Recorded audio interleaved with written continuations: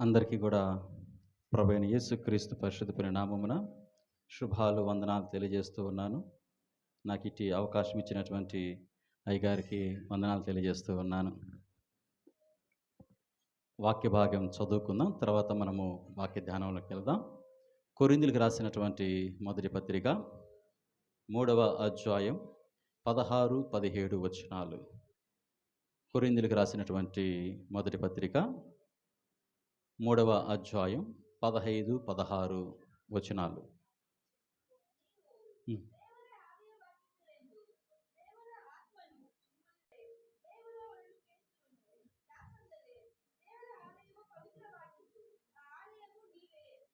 Okay, Tamil చదివిన తమిళ ఇప్పుడు కన్నడ కదా? ఓకే, తమిళ్ చదవండి.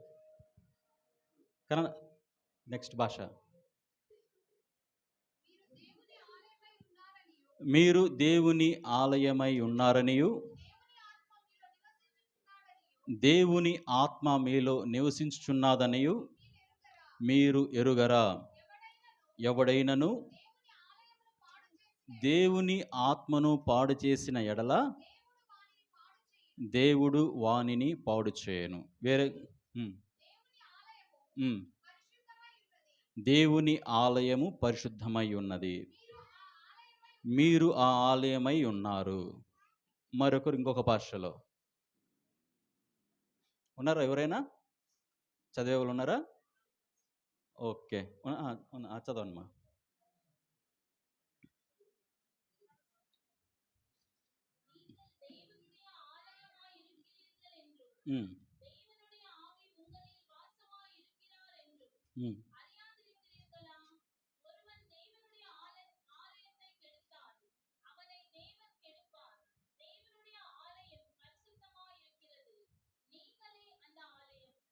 మీరు ఆ దేవుని ఆలయమై ఉన్నారు.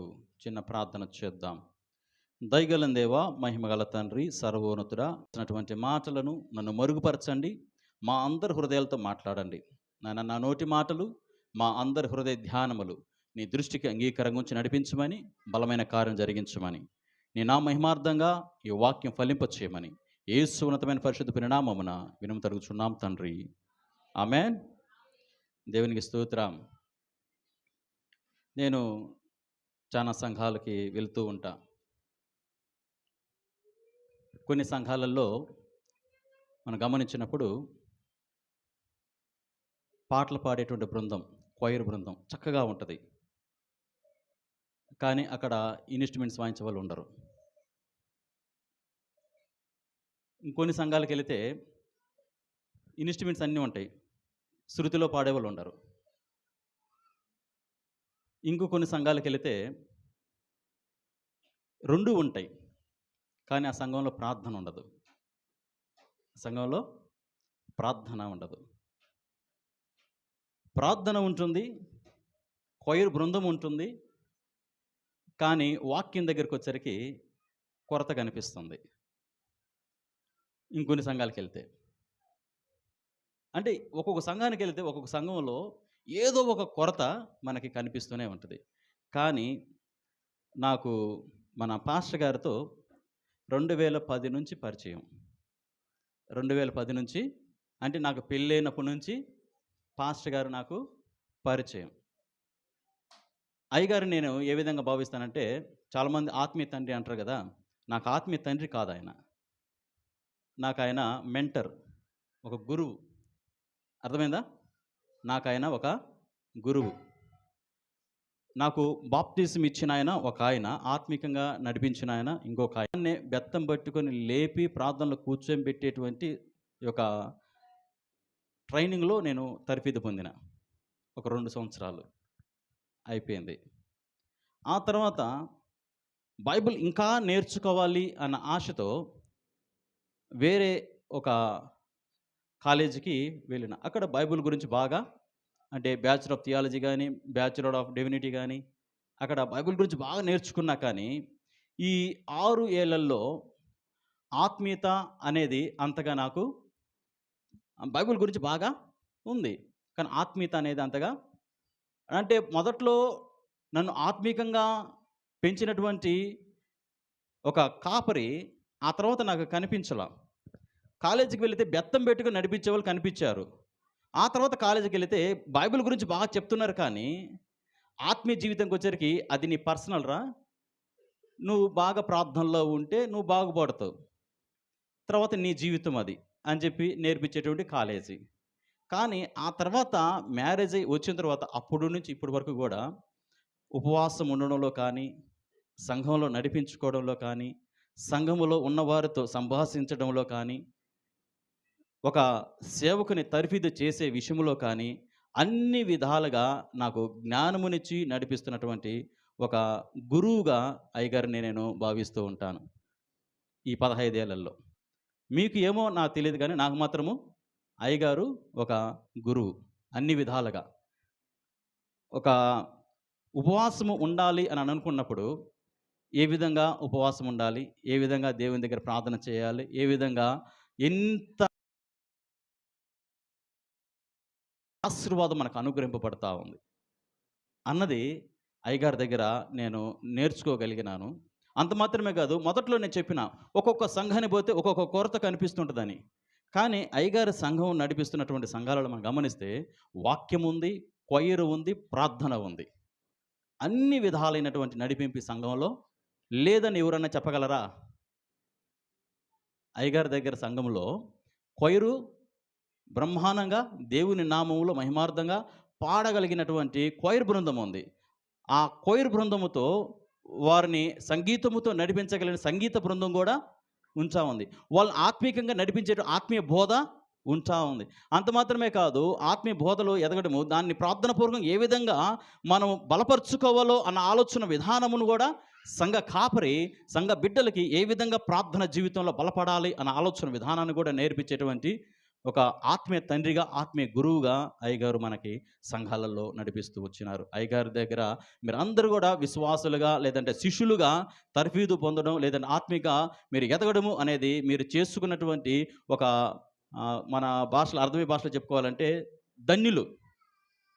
ఒక మాటలో చెప్పాలంటే ఎంతో ధన్యులు. పోయిన వాళ్ళు ఏమో మనకు తెలీదు. అంటే లోకం విడిచిపోయిన వాళ్ళు నేను చెప్పేది. వాళ్ళకి తెలుసు బాగా. లోకం విడిచిపోయిన వాళ్ళు వాళ్ళకి తెలుసు. అయ్యో! వాళ్ళు ఇప్పుడు చూస్తూ ఉంటారు. అయ్యగారు ప్రార్థన ఇంకా బలంగా ఎంత అంటే ఆనాడు ధనవంతుడు అనేవాడు వేదన స్థలములో ఉండి తన యొక్క సహోదరుల నిమిత్తము ఆడ ప్రార్థన చేస్తున్నాడంట. అబ్రహమా, ఎవరైనా పంపించకూడదంటయ్యా, మా వోళ్ళు అక్కడ నాకన్న పనికిమాలోలుగా ఉన్నారు, వారిని నడిపించడానికి ఎవరైనా పంపిస్తే బాగుంటుంది కదా అని అబ్రహాం అంటే, అక్కడ మోషేయు ఎవరెవరు ఉన్నారంట తెలవదా భాగము? మోషేయు ఎవరెవరు ఉన్నారు? ప్రవక్తలు ఉన్నారు. వాళ్ళ యొక్క బోధలో మనం నడుచుకోగలిగితే మనం ఆత్మికంగా ఇంకా బలపడగలము. మనం ఇక్కడి నుంచి పోవాల్సిన అవసరం లేదు. ఆ విధంగా దేవుని యొక్క కృపలో, దేవుని నామ మహిమార్థంగా అయ్యగారిని ఇక్కడ ఒక ప్రవక్తగా లేదంటే ఒక దేవుని ఆత్మ కలిగినటువంటి ఆలోచనగా నియమించి కొరింథీయులకు రాసినటువంటి మొదటి పత్రిక 3వ అధ్యాయము 15, 16 వచనాలను నేను మీ చేత చదివించి ఉన్నాను. దేవుని ఆలయమే, అంత మాత్రమే కాదు, పరిశుద్ధాత్మకు నిలమయ్యే ఉన్నాం. పరిశుద్ధాత్మకు మనం ఎవరిమి? ఒక నివాసం, ఒక షెల్టర్ మనం పరిశుద్ధాత్మకి. మొదటి నుంచి కూడా దేవునికి ఒక గురి ఏంటి అంటే, నా ప్రజలతో సహవాసములో నేను ఉండాలి, నా ప్రజలతో నేను సహవాసములో ఉండాలి. తప్పిపోయినా కానీ దేవుడు మాత్రము వాళ్ళతో సహవాసం ఉండడానికే ఇష్టపడుతూనే అనేక విధాలుగా ఆ యొక్క ఏదోను తోట నుంచి బయటికి పంపించినా కానీ ఆయన కొండల మీద, పర్వతాల మీద దిగి వస్తూ వాళ్ళని సంధిస్తూనే ఉండేవాడు. అందుకే మన దేవుడికి మరొక పేరు ఏం పేరు? పర్వతాల దేవుడు లేదా కొండల దేవుడు. ఆ పదాన్ని వేరే వాళ్ళు దొంగిలిచ్చారు, అది వేరే విషయము. అర్థమైంది? కొండల దేవుడు అనే పదాన్ని వేరే వాళ్ళు ఎత్తుచున్నాను అంటే ప్రజల యొక్క ఆలోచన, మన దేవుడు ఎక్కడ ఉంటాడని కొండల మీద దిగి వస్తున్నాడు కదా, కొండల మీదకి దిగి వస్తా ఉన్నాడు కనుక కొండల దేవుడిగా ఆయన్ని భావించేవాళ్ళు. ముందు ఆయన ఎప్పుడు కూడా మనం ఉండకూడదు, ఒక స్టూడెంట్గానే ఉండాలి. నేర్చుకోవడానికి ఏమేమి మాట్లాడుతూ ఏమేమి నేర్పిస్తున్నారు అయ్యగారులు అని చెప్పి ఒక స్టూడెంట్‌గా అక్కడి నుంచే ప్రారంభము నుంచే ఏమేమి మనకు ఇక్కడ ఆ అయ్యగారు ఈడకొచ్చి కూడా మనకి తర్వాత బలిపీఠం అంటే ఏంది? మందసం అంటే ఏంది? అన్న పదాలను కూడా మనకి ఇక్కడ జ్ఞాపకం చేస్తూ ఆ పదాలను చదివించుకుంటూ ఇక్కడికి తీసుకొని వచ్చాడు అయ్యగారు మనల్ని. అవునా కదా? దేవునికి స్తోత్రం కలుగును గాక. ఉన్నాము పరిశుద్ధాత్మకు నిలయమై ఉన్నాం. పరిశుద్ధాత్మకు ఇల్లుగా ఉన్నాం మనం. పరిశుద్ధాత్మ గృహంగా ఉన్నాం మనం. పరిశుద్ధ ఈ వాక్యం ఎక్కడుండాలా? మన హృదయములో ఉండాలా. ఆ వాక్యం మనలో ఉన్నప్పుడే పరిశుద్ధాత్మ దేవుడు మనలో ఉండి మనల్ని నడిపించేవాడిగా ఉంటా ఉన్నాడు. పరిశుద్ధాత్మ దేవుడు ఎప్పుడు వస్తాడంటే మనలోకి, ఇక్కడ మైక్ తీసుకొని పాట పాడుతున్నప్పుడు పరిశుద్ధాత్మ మనలోకి వస్తాడు. పరిశుద్ధాత్మ ఎప్పుడు పోతాడంటే బయట దుష్మన్ కనిపించినప్పుడు పరిశుద్ధాత్మ వెళ్ళిపోతాడు కదా. పరిశుద్ధాత్మ దేవా కాసేపు నువ్వు మైలుపెట్టులో ఉండు, లేదంటే లోపల పడి ఉండు, తర్వాత మళ్ళొద్దు నువ్వు కదా.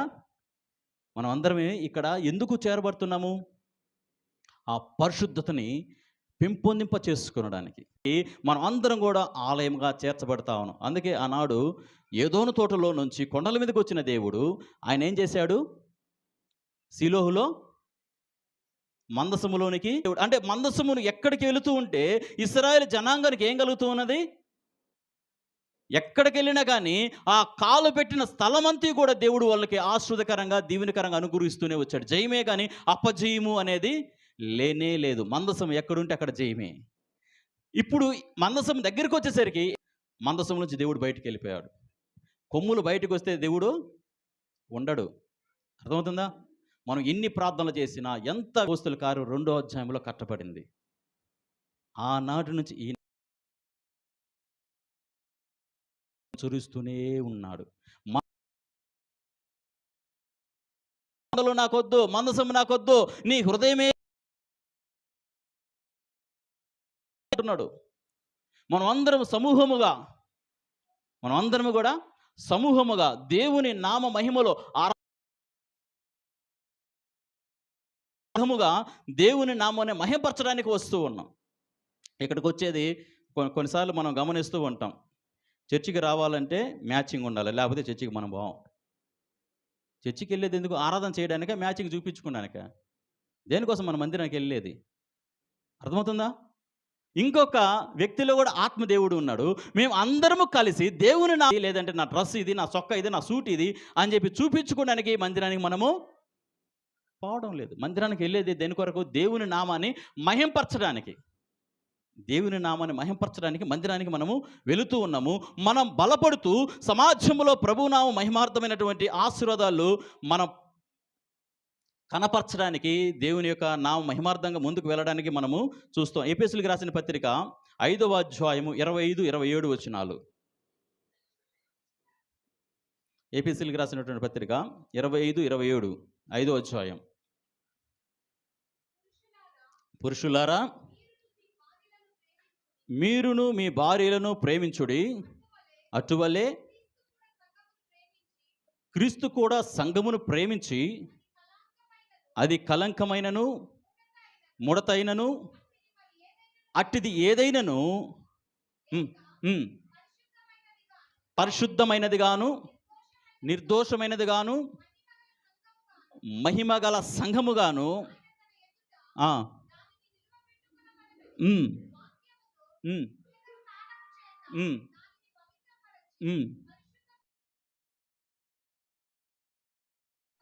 చాలు. ఆయన హృదయములో ఉంటానని చెప్పి అన్నాడు కదా. మందిరంలోనికి వచ్చిన తర్వాత మనం ఏం చేయాలంట? అది ముడతైనను, అది మచ్చైనను, మరి కలంకమైనను ఏదైనాను సరే ఇక్కడ కనిపించకూడదు. ఇక్కడంతా కూడా పరిశుద్ధత కనిపించాలి. చాలా సంఘాలుగా వెళ్తున్నప్పుడు చూస్తూ ఉంటాం, ముసురు చూస్తూ ఉంటారు, ఎప్పుడెప్పుడు అయిపోద్దా అన్నట్టుగా. ఎందుకు? అక్కడ వాడికి పనికిరానటువంటి వ్యక్తి ఎవడో అక్కడ కూర్చొని ఉన్నాడు.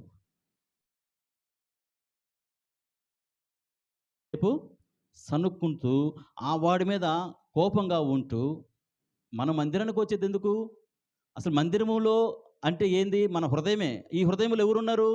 ఆత్మైన దేవుడు ఉన్నాడు. ఆత్మైన దేవుడు మందిరములో మనలో ఇక్కడ కూర్చున్నప్పుడు మనం ఏం చేయాలా? మనం అందరం ఏం చేయాలా? కురుక్కుంటూ, తిరుక్కుంటూ కదా! ఈ విధంగా ఉండాలా మందిరంలో మనం?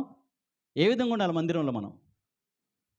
సమాధానముతో. అది ఎటువంటి కళంకమైనా సరే క్షమించగలిగినటువంటి మనసుతో మనం ఉండాలి. క్షమాపణ అనే గ్రీకు పదానికి తెలుగు అర్థం మనం గమనిస్తే చెప్పండి. క్షమాపణ అంటే అర్థం చెప్పండి ఎవరైనా? క్షమాపణ అంటే అర్థం చెప్పండి. క్షమాపణ, క్షమాపణ ఏమని చెప్తారు మీరు? మీకు తెలిసిన పదాలను చెప్పండి. తెలుగులోనైనా, కన్నడలోనైనా, ఇంగ్లీష్‌లోనైనా నీ ఇష్టం. నీకు తెలిసిన పదాలలోనే. ఫర్‌గివ్ అని దానికి వేరే లాంగ్వేజ్ చెప్పొద్దు. దానికి అర్థం ఏందో చెప్పండి అంతే చాలు. క్షమాపణ అంటే ఏంది? అయ్యా క్షమాపణ అంటే అయ్యా తప్పులను ఒప్పుకొనుట. ఇంకా దేవుడు మన పాపాలని క్షమించుట. ఆ క్షమాపణకు అర్థం చెప్పండి. నువ్వు దాన్ని వాక్యం చెప్తున్నావు నాకు. క్షమాపణ అంటే తీసివేయుట. క్షమాపణ అంటే ఏంది? ఏం తీసివేయాలా? ద్వేషం, పగ, కక్ష, క్రోధం, వేరే ఇంకా ఏదైనటువంటి వాడి మీద కోపంగా ఎంతున్నా సరే దాని అంతటిని కూడా ఏం చేయాలా? దేవా ఇంక నుంచి ఈ బిడ్డ మీద నాకు ఎటువంటి ద్వేషం లేదు, ఈ బిడ్డ మీద నాకు ఎటువంటి కలహం లేదు, ఎటువంటి ముడత లేదు, ఎటువంటి మచ్చ లేదు, నీ యొక్క కృప చొప్పున నీ రక్తం ద్వారా కడగబడినటువంటి నీ బిడ్డగా నీ సన్నిధానంలో నీవు నివసించేటువంటి నీ బిడ్డగా నేను జీవిస్తూ ఉన్నాను కనుక నా దగ్గర ఇంక నుంచి ఏ విధమైనటువంటి ద్వేషము లేదు, పగ లేదు, కక్ష లేదు. ఇప్పుడు ఉన్నాడా పరిశుద్ధాత్మ దేవుడు మనలో? మనం దేవుని ఆలయంగా ఉన్నామా? ఒక్కసారి పరిశీలన. 4 గోడలే కాదు, ఇక్కడ పరిశుద్ధత ఉండాలా. ఎక్కడ? ఇక్కడ పరిశుద్ధత ఉండాలా. క్షమాపణ అన్న కలిగిన వాళ్ళు మాత్రమే పరిశుద్ధాత్మ దేవుడు ఇక్కడ ఉంటాడు. ఇక్కడ ఎప్పుడైతే పరిశుద్ధాత్మ దేవుడు ఉంటాడో వాడు ఆలయంగా మలచబడతాడు. ఎప్పుడైతే ఆలయంగా మలచబడతాడో ఎదుటోడికి ఆరాధనగా వాడు నిలబడతాడు. నిన్ను చూస్తే ఎదుటోడు నిన్ను చూసి ఆరాధిస్తున్నాడా? నేను చూసి ఇంకా ఇంగ్లీష్లో అనేక రకాలైన పదాలు పలుకుతున్నాడా? నిన్ను చూస్తే ఎదుటోడికి ఏం కనిపించాలా?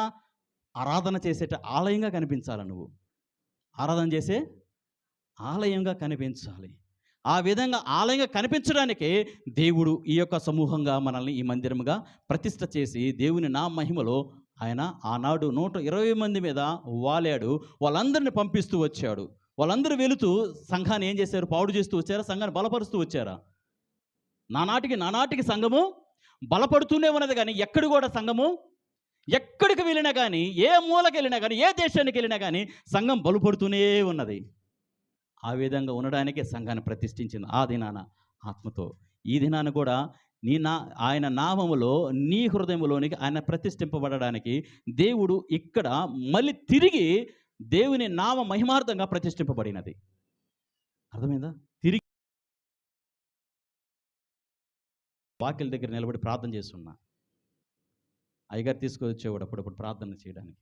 వచ్చి ప్రార్థన చేసేవాడిని. దేవా తలుపు వేయబడిందయ్యా, ఆరాధన జరగాలి తండ్రి, ఇక్కడ ఘనంగా జరగాలి తండ్రి, ఉన్నతంగా జరగాలి తండ్రి, ఆశ్వాదకరంగా జరగాలి ప్రభువా. ఈ చుట్టుపక్కల ప్రాంతంలో మందిరాన్ని నువ్వు నిలబెట్టిన ప్రభువా. ఈ మందిరం అనేక మందికి నీ నా మహిమార్థమైనటువంటి ఆరాధన నిలయంగా మలచబడాలి ప్రభువా. ఎందు నిమిత్తము ఆయన ఇక్కడ సంఘాన్ని నియమించాడు. ఆ సంఘం ఏ విధంగా అవ్వాలా? అనేక మందికి దేవుని నామ మహిమార్థమైనటువంటి వధువు సంఘముగా మలచబడాలి. ఆయన రాకడ సిద్ధపడిన సంఘముగా మలచబడాలి. అంతేగాని ఏదో ఆరాధన చేసుకోవడానికి ఆదివారం క్రైస్తవులు కనుక శుక్రవారం వస్తే గుడికి వెళ్ళాలా, కొబ్బరికాయ కొట్టాలా, శతకోపం నెత్తిన పెట్టుకోవాలా, పువ్వు ఇస్తే చెవులో పెట్టుకోవాలా, అక్షణ ఆడేసి ఇంటికి రావాలా అని కాదు. దానికోసం కాదు చర్చి అనేది.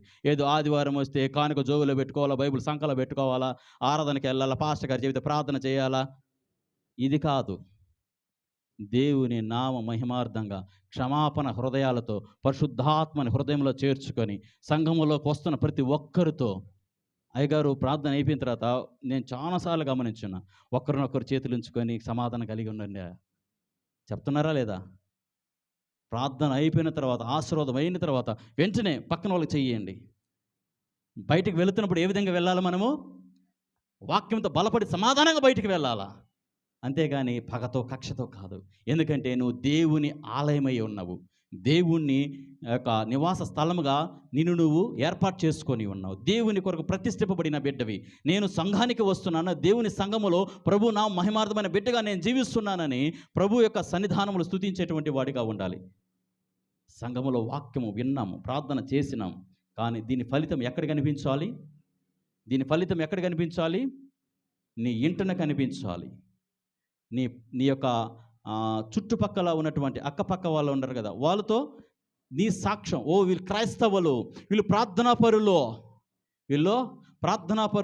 వీళ్ళు మంచి వాళ్ళు, దేవుని నామకి ప్రతిష్ఠింపబడినటువంటి బిడ్డలు వీళ్ళు, క్షమాపణ హృదయం కలిగిన వాళ్ళు వీళ్ళ దగ్గర జగడాలు లేవో, వీళ్ళ దగ్గర బూతులు లేవో, వీళ్ళ దగ్గర దొంగతనము లేదో, వీళ్ళ దగ్గర వ్యభిచారము లేదో, వీళ్ళ దగ్గర ఎటువంటి పనిహిమాల గుణాలు లేవో, వీళ్ళు క్రీస్తు ద్వారా రక్షింపబడిన వాళ్ళు అనే సాక్ష్యము సంఘములో నేర్చుకున్నాము, బయట నిలబెట్టుతా ఉన్నాం. అప్పుడు సంఘం ఏమవుతుంది? నానాటికి బలపరచబడతా ఉంది, సంఘం స్థిరపరచబడతా ఉంది, దేవుని రాకడ కొరకు ఇది ఎత్తబడేదిగా ఉంటా ఉంది, సిద్ధపడేదిగా సంఘముగా ఉంటా ఉన్నది. ఆ విధంగా ఉంటామన్న వాళ్ళు ఎంతమంది ఉన్నారు? ఎంతమంది ఆ విధంగా ఉంటామన్న వాళ్ళు? మందిరములో మాత్రమే నేను మందిరాన్ని కాదో, ఇంటి దగ్గర కూడా నేను మందిరాన్నే, నా పని మీద కూడా నేను మందిరాన్నే. నేను ఈ దినము నా సంఘములో కేవలము సంఘాన్ని ప్రతిష్ఠించడానికి మనం రాలేదో, మనల్ని మనం ప్రతిష్ఠించుకోవడానికి ఇక్కడ సంఘానికి మనం వచ్చి ఉన్నాం. మనల్ని ప్రతిష్ఠించుకోవడానికి, దేవుని నామ మహిమలో ఆశీర్వాదకరమైన దీవులతో ప్రభు నామ మహిమలో ఆయన మన హృదయంలో నివాసం ఉండడానికి మనం ఇక్కడికి వచ్చి ఉన్నాం. కేవలము ఇక్కడ పెట్టేసి తాళం వేసి వెళ్ళిపోవడం కాదు. ఇక్కడ ప్రతిష్ఠించేసినాము, మళ్ళీ అయిపోయిన తర్వాత ఏమవుతుంది? తాళం వేసి వెళ్ళిపోతామా లేదా? అంటే పరిశుద్ధాత్మ దేవుని సంఘాన్ని ప్రతిష్ఠించి దేవుని ఇక్కడ పెట్టేసి మనం ఏమి అవుతాము? దేవా మళ్ళీ తిరిగి మేము ఎప్పుడు వస్తాము, అప్పుడు దాకా ఏడబడి ఉండు నువ్వు. అదిగా వచ్చింది మనము మందిరానికి. దేని కొరకు మన మందిరానికి వచ్చింది? ఇక్కడ సంఘాన్ని ప్రతిష్ఠించడానికి కాదు, మనల్ని ప్రతిష్ఠించుకొని దేవుని నామ మహిమార్థంగా నేను ఏ స్థలములో ఉంటే ఆ స్థలమునందు ప్రభువు నామకి ఆశీర్వాదకరమైనటువంటి మాటలు, ప్రభువుకు ఆశీర్వాదకరమైనటువంటి నడక, ప్రభువుకు ఆశీర్వాదకరమైన ప్రవర్తన నేను కలిగి జీవించాలి అన్న ప్రతిష్టతో మనం వచ్చి ఉన్నాం. మనమందరం ఎవరుమంట? దేవుని ఆలయమై ఉన్నాము. ఆ ఆలయాన్ని ఎవరైనా పాడు చేయడానికి ఇష్టపడితే దేవుడు ఏం చేస్తాడంట? వాడిని ఏం చేస్తాడంట? మీకే తెలుసు ఆ వాక్యం. అర్థమవుతుందా? కనుక ఈ దినాన్న మందిరాన్ని ప్రతిష్ఠించడానికి వచ్చారా, మనల్ని మనం ప్రతిష్ఠించుకోవడానికి వచ్చినామా? దేని కొరకు మనం వచ్చింది ఇక్కడికి? దేని కొరకు? మనల్ని ప్రతిష్ఠించుకొని ఈరోజు మందిరాన్ని కాదు, నన్ను నేను ప్రతిష్ఠించుకోవడానికి వచ్చి ఉన్నాను. ప్రభు నా మహిమార్థంగా నేను చేర్చబడి ఉన్నాను, ప్రభు కృపలో ఆశీర్వాదకరమైన దీవులతో నేను వచ్చి ఉన్నానని అనుకున్న ప్రతి ఒక్కరు కూడా నేను ప్రార్థన చేస్తూ ఉన్నాను. ఏకీభవించండి మనలో. నేను ఇంక నుంచి ప్రభు నా మహిమలో ఆశీర్వాదకరమైన దీవులతో నింపబడేవాడిగా ఉన్నాను అని అనుకున్న వాళ్ళు నాతో ప్రార్థనలో ఏకీభవించండి. ఇంక నుంచి దేవా ఈ దినాన మందిరాన్ని ప్రతిష్ఠించి ఉన్నాం తండ్రి. అవును తండ్రి, దేవుని ఆలయము నేనే, నా కొరకే మీరు బలియాగమై ఉన్నారని. అయ్యా మీరు ఏదోను తోటలో కాదు తండ్రి, నీ కృపలో, నా మహిమలో, కొండల మీద కాకుండా, మందసములో కాకుండా నా హృదయములోనే ఉంటానని బలియాగమై వచ్చి ఉన్నారని ఈ దినమన అయా ప్రతిష్టాత్మకంగా తండ్రి నన్ను మీరు ఇచ్చినటువంటి సందేశాన్ని బట్టి నీకు వందనాలు అంటూ మన ప్రార్థనలో ఏకీభవిస్తాం. నిత్య దేవ, ఆకాశములు అంతకంటే హస్తకృత్యములైన ఈ ఆలయము నువ్వు ప్రతిష్ఠించడానికి నిత్య దేవ నీ ఘనత మహిమ నిమిత్తము కచ్చిన ఈ ఆలయ ప్రతిష్టతను నీ కృపలో అంగీకరించుచున్నాము. మా దేవా, మా ప్రభువా, రేయింపవులు ఈ మందిరము తట్టు నీ కన్నులు తెరుగుబడి ఉండనేము. నీ ప్రజలు ఈ స్థలం నందు చేయు ప్రార్థనలకు నీ చెవియొగ్గుము. వారు ప్రార్థన చేయునప్పుడల్లా వారి విన్నపములు విని అంగీకరించి క్షమించి దేవా మా ప్రభువా, ఇక్కడను ప్రతి చోటను నీ సేవకులు నీతిని ధరించుకున్న వారి అంతటా నిన్ను ప్రజలలో మేము పరిశుద్ధత దేవాలయముగా నెదిగి మానవ హస్తకృత్యముల కానీ పరమందున నీ తండ్రి కుమార పరిశుద్ధాత్మ నిత్యము మహిమ మనకందరికి తోడుగా ఉండి నడిపించబడును గాక. ఆమెన్.